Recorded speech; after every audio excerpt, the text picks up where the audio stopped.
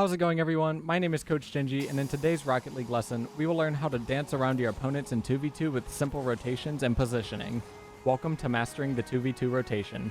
By the end of this video, you'll know how to properly rotate in 2v2 and ways to maximize your possession of the ball. Before we begin discussing how to rotate in 2v2s, we need to get our hands moving and warm for today's activity. I want you to spend 5 minutes in free play to get your hands moving, then play 3 casual 2v2 matches and try to play around your teammate. Look to receive the ball from passes and assist your teammate with off-the-ball mechanics such as demos. Save a replay from each of these games. Once you've completed your 3 casual 2v2 matches, take another 10 minutes to watch a replay from your teammate's perspective and point out your correct decisions and your mistakes.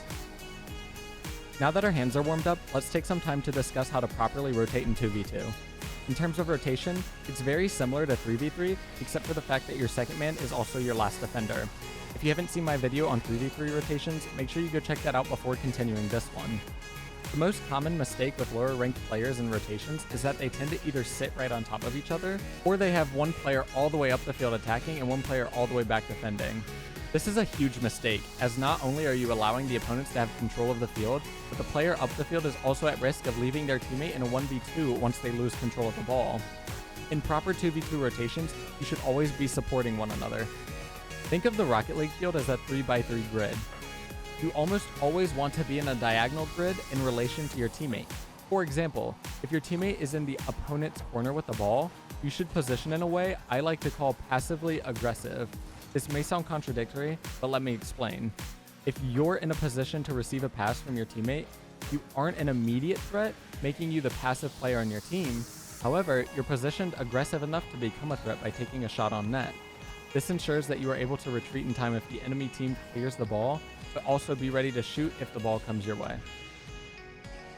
Now that you understand how 2v2 rotations work, let's discuss different ways to maximize your possessions. Number 1, be aggressive on your attacks. By forcing your opponents into awkward situations, you're bound to score more goals and win more games. Be careful, however, as it is very easy to overcommit in 2v2.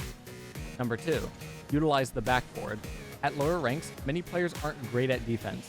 By hitting the ball off the opponent's back wall, you can aerial to the ball faster than the opponents in net can, as they are extremely awkward and have to guess on the bounce the ball will have, typically forcing a whiff out of the opponent, leaving a free goal for you and your teammate.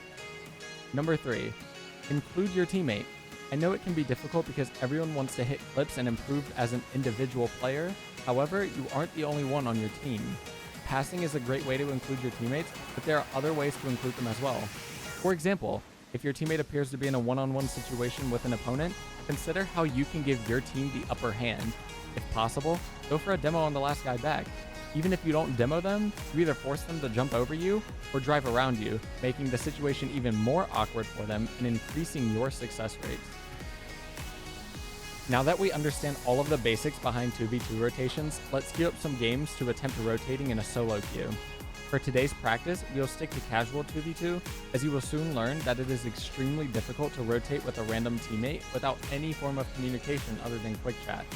My challenge for you is to keep track of your teammate for the entirety of the game and position yourself around them accordingly. If your teammates aren't familiar with how to rotate, don't get mad at them. However, try to determine the best position you can put yourself in with the given circumstances. I want you to attempt proper rotations in casual 2v2 for a minimum of 5 games. I hope this Rocket League lesson on 2v2 rotations was beneficial for all of you. If you have any questions, please do not hesitate to reach out to me on Discord at MajesticGingy. My name's Coach Gingy, and I'm looking forward to seeing you all again soon. Peace out, everybody.